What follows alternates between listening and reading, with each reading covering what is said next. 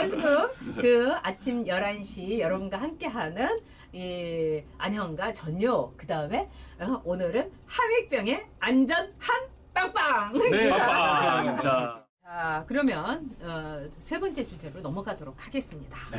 자, 환경부 블랙리스트. 이 블랙리스트가 너무나 빼박으로 나오고 그 다음에 박은정 그 권익위원회 위원장이 김태우는 공익 제보자다 이렇게 공개적으로 이야기를 하고 청와다가 그날 완전히 뒤집어 엎어졌다고 그럽니다. 그래서 박은정이를 누가 추천을 했어? 그래갖고 추천한 사람이 누구겠습니까? 아무개 인사수석입니다. 자, 그런데 여기에 대해서 늘 이상한 말만 하는 조국 수석이 검사 통제가 안 돼서 이렇게 됐다 이런 정말 궤변이라고 해야 되나요? 요새는 궤변이라고 안 하고 사람들이 궤변이라고 얘기해요. 자, 그런 점에서 자, 세 번째 주제로 가겠습니다. 환경부 블랙리스트 검사 통제가 안 돼서 그렇다. 자, 조국의 발언에 대해서 어떻게 생각하는지 여러분의 의견도 확 올려주시기 바랍니다. 저분이 말씀은 잘하시죠? 조국이? 뭐 어찌됐든 뭐 할 일은 잘하는지 안 하는지 잘 모르겠는데 말씀은 잘하시는 것 같은데. 그래서 SNS를 잘하는 것 네, 같은데. SNS에 네. 뭐 많이 하시더라고요. 네. 나 같으면 그 시간에 일할 것 같아요. 네. 네. 근데 검사 통제 안 된다. 아마 안 될 가능성이 있다고 봐요. 왜 그러냐면 근데 저걸 민정수석이 아니요. 저렇게 얘기하면 안 되죠. 검사 통제 요만큼도 해서는 안 된다고 그랬는데. 아니, 뭐, 들어보시죠. 아니, 제가 왜 안 되냐? 아니신가 거예요. 저는 왜 안 되냐고 생각하냐면 전직 대법관이 특별한 죄를 우리가 받은 뭐 특별한 죄 같지는 않아요. 예, 그 행정 인사권자로서 할 수 있는 정도의 그 재량권이라고 생각을 하는데 그거를 수갑을 채워요. 그러면 현직 판사나 검사들이 통제가 가능할까요? 이제는 정말 법대로 잣대대로 할 겁니다. 잘못했다고 5년 뒤에 수갑 찰판인데 누가 지시한다고 그걸 따르겠습니까? 지금 현직 판사 100명이 가서 조사를 받았대요. 그 수모스러우면 딱 조사 받아보시 아시잖아요. 얼마나 수모스럽습니까? 안 받아봤죠? 전 2번이나 아, 받아봤어요. 그래요? 뭘 받았어요? 뭐 저기 방송하다 보니까 명예훼손으로 그런 다 있어요. 네. 네. 정말 힘들거든요. 네, 근데 네. 그런 상황인데 과연 적법하지 않은 지시를 민정수석의 전화를 받고 현직 검사가 말을 들을까요? 저는 아니라고 봐요. 특별하게 뭐 조국 수석이 관여 안 해서가 아니라 관여해도 안 될 거라고 저는 본다는 거죠. 네. 대법관 뭐 예, 수갑차는 말씀하세요. 세상에. 맞습니다. 이제 현 정부가 이제 임기의 3분의 1이 지났습니다. 3분의 1 동안에는 어느 정부나 장악력이 있죠. 근데 이 정부는 특히 이제 적폐청산이라는 분위기를 조성하면서 혁명 분위기를 끌어왔습니다. 자, 1년 반 동안 대한민국 혁명 상황이었어요. 그런데 이제 이게 느슨해질 수밖에 없는 거고요. 이제 두 번째는 저 문제는 제가 지난번에 이야기했습니다만은 검찰과 경찰의 수사권 조정 문제하고도 좀 맞물렸다고 생각을 합니다. 왜냐하면 검찰에 대해서 현 정부의 불만이 굉장히 많아요. 1년 반 동안은 갑니다. 그러나 이제 벌써 3년 후를 생각한다면 나의 인사권자가 누가 될지는 모르는 상황이에요. 또 검사들 눈치 잘 봅니다. 자, 차기 정권, 이 정권 들어왔을 때 보수가 완전 몰락했을 때는 뭐 20년 정권도 같이 갈 것 같대? 내 임기 중에는 영원히 이 정부 하에서야. 그런데 어떻게 될지 모르겠어 하는 여러 가지가 다목적으로 드러났고 또 하나는 저게 이제 동부지청 관할입니다. 네. 서울중앙지검이었다면은 좀 다르겠죠. 다르겠죠. 네. 그래서 동부지검 그때 세 번째는 이제 검사의 성향도 이제 관련이 돼 있습니다. 검사가 사실 대한민국은요.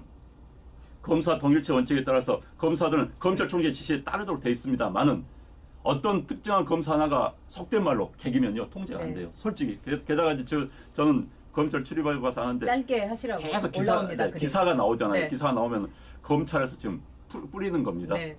통제를 막기 위해서 뿌리는 겁니다. 그러니까 이게 할 수가 없는 거예요. 자, 그런 점에서 이번에 환경부 블랙리스트는요, 완전히 김태우 씨가 말한 대로 그대로 진행이 됐고요. 그거보다도 어떻게 보면 더 강력하게 진행이 됐습니다. 김태우 씨가 이 환경부에 가자마자 블랙리스트를 쫙 내놔서 본인이 놀랐다 이런 말을 하는데요. 자, 박은정 권익위원회 위원장이 김태우 씨에 대해서 뭐라고 얘기했냐면은 한마디로 김태우 씨는 이 블랙리스트를 비롯해서 권력 남용에 대해서 말하자면은 거짓이 아니라는 거 이런 것과 관계없이 이야기를 했기 때문에 또 거짓에 대해서 거짓이라고 하더라도 공익 제보자로서 보호를 하게 돼 있습니다. 그렇기 때문에 공익 제보자다 이렇게 얘기해가지고 청와대에서 이제 완전히 펄쩍 뛰었습니다. 그 다음에 여러분께서 그럼 대검찰청에서 왜 그렇게 얘기를 했느냐 여기에 대해서 또 이 박은정 권익위원장이 이야기를 해줬습니다. 김태우 씨의 이 답변으로 대검찰청에서 징계 불이익 금지 요청을 내린 것은 공익 신고와 대검찰청 사이에 인과관계가 성립되지 않아서 그렇다. 어쨌든 청와대는 여기에 대해서 엄청나게 이 벌벌 떨었는데 이 박은정 그 권익위원장은 2대 법학과에 있었습니다. 그리고 조현옥 수석이 2대 법학과, 2대 정외과를 나왔어요. 그런 점에서 그런 이제 끈을 통해 가지고 이렇게 된 것 같은데, 자, 문제는 그겁니다. 환경부의 블랙리스트가 너무나 정말 확실하고 너무나 뻔하고 오죽하면 장관의 그 홀더에까지 들어갔겠습니까? 그런 점에서 근데 저는 여기까지도 놀랐는데 진짜 놀란 거는 말씀하신 대로 조국의 반응이에요. 검찰을 통제를 못해가지고 이렇게 빼박으로 드러났다는 그러니까 지금 진짜 이제 내로남불 아닙니까? 그 발언이 일단은 청와대에서는 한 적이 없다라고 이야기를 하는데, 근데 보통 이제 한 적이 없다고 하죠. 녹음되지 않은 이상은. 일단 검사 통제가 안 된다는 이야기를 하고 싶었을 네. 것 같아요. 맞죠. 왜냐하면 지금 네. 검찰에서 언론표를 정확히 착 굉장히 세련되게 지금 하고 있습니다. 선수잖아요. 네, 그래서 지금 하고 있기 때문에 그걸 그러면 이제 위층 간부들이 통제를 못하는 상황인데, 근데 검사 통제가 뭐 조국 수석이 직접 전화하는 시스템은 아니죠. 아닌데 저는 이제 이번 건에 대해서는 조국의 발언도 중요하지만 그 행태 중에 하나가 뭐 본인들이 원했던 한겨레 신문의 본부장 출신을 환경공단에 감사로 앉히기 위해서 네. 했다가 안 되니까 또 그 당시 앉힐 때 자료를 다 줬다는 거 아닙니까? 게다가 질문지도 질문지까지 줬다는 거 아닙니까? 이건 직권남용에다가 업무 방해, 위계에 의한 업무 방해까지 굉장히 커지고 있습니다. 그런데 더 재밌는 건 위계에 의한 업무 방해 혐의를 검찰이 지금 공개를 하고 있다는 거예요. 지금 일부러 공개를 하고 있는 겁니다. 그러니까 이제 조국 그 이야기가 나오니까는 큰일 났다. 지금 사실 청와대 고민이 굉장히 큽니다. 자, 김경수 건에 대해서 대통령이 알고 있는가 물는데 할 말 없는 거예요. 솔직히. 자, 환경부 블랙리스트 이 건만 뿐인가? 이거 전 정권 이런 식으로 다 깜빵 보냈는데 당신들은 할 말 없는 상황이 돼버린 겁니다. 자, 이제 여기까지가 비판하는 사람들 입장에서 하는 얘기고요. 네. 저는 그래요. 욕하는 건 쉽고요. 비판하는 건 쉬워요.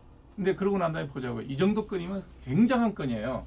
근데 지금 자유한국당 뭐 하고 있습니까? 그 검찰총장실에도 가고 그랬잖아요.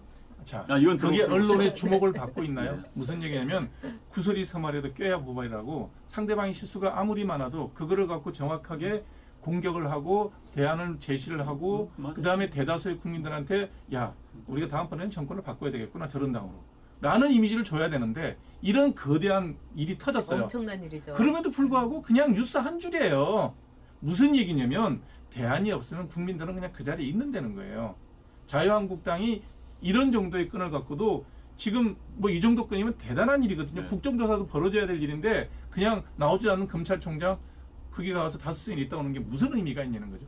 지금 자유한국당 갖고는 어떤 지금 현 여당에서 실책을 하더라도 잘못을 하더라도 대안이 안 된다는 거예요. 대안 세력이. 그래도 너네들은 못 찍어주겠다라고 생각하는 사람이 30%좀 있다는 거죠. 그 사람 표를 갖고 오지 않고서는 자유한국당이 다른 당이라도 좋아요. 보수가 살아날 수 있는 방법이 없다는 게 안타까운 마음이라는 거예요. 저도 그거 네. 공감합니다. 그건 네. 예.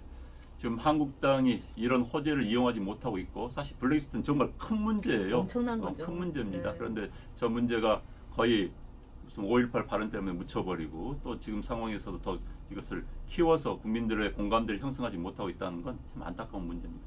밥상 차려놨는데 숟가락까지 갖다 놨는데 들지를 못한다는 거죠. 입에 떠넣어도 씹질 않고 있는 거예요 지금. 자, 그런데 환경부 블랙리스트의 이 문제에 있어서 지금 검찰과 지금 정권하고의 아주 미묘한 아까 세련되게 그 우리가 검찰이 지금 대응을 하고 있다 막 이러는데 지금 뭐 검찰도 속을 뒤집어 보면은 아주 부글부글 끓고 있고 그다음에 그 내부에서의 갈등이 이루 말할 수가 없습니다. 자, 환경부 블랙리스트는 앞으로 어떻게 될까요?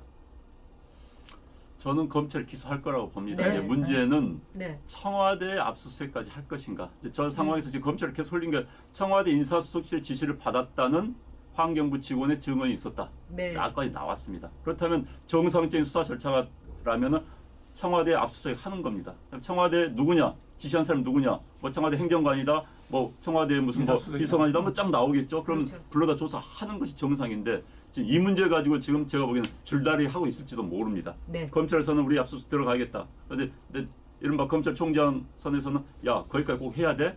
이 갈등이 저는 분명히 있다고 봅니다. 있다고 평검사에서 봅니다. 굉장히 있을 거예요 아마. 그런데 이제 이거 정리가 좀 안 되고 있는 상황이다. 이렇게 보여집니다. 그렇게 네. 제사 안 될 거라고 저는 봐요. 거기까지는 권력을 갖고 있는데 안 될 거라고 봐요. 그러면 해야 될 게 봐야 될 거예요. 특검 아니 안 될 거라고 본다면 그다음에 특검이란 게 또 있지 않았습니까? 뭐 늘 할 수 있는 특검이 있었는데 그럼 자유한국당이나 지금 보수 진영에서 특검을 통과시켜서 특검을 할 수 있는 역량은 있는지 지금은 아마 특검을 아직은- 떠나가지고 보통 수사로서도 이 너무나 이 자료가 증거가 많이 아니요 나왔기 이제 때문에 저기 청와대 아마 수사 때문에 그런 저는 거죠. 압수수색을 할 거라고 봅니다. 저는 그렇게 생각을 근데 해요. 어떤 압수수색한 줄 아십니까? 네. 청와대 네, 알려주고. 문 앞에서 자료 줍니다. 그러니까. 고맙습니다. 받아갈 수 있는 상황이 커지겠죠. 네. 그리고 이제 인사수석실과 민정수석실이 이제 다 걸려 있다는 점에서 청와대로서는 이거를 거의 드루킹 사태 못지않게 굉장히 심각하게 받아들이고 있다고 그래요. 그래서 한번 여러분들께서 한번 보실 필요가 있고 제가 볼 때는 아까 이제 안영환 원장도 얘기했죠.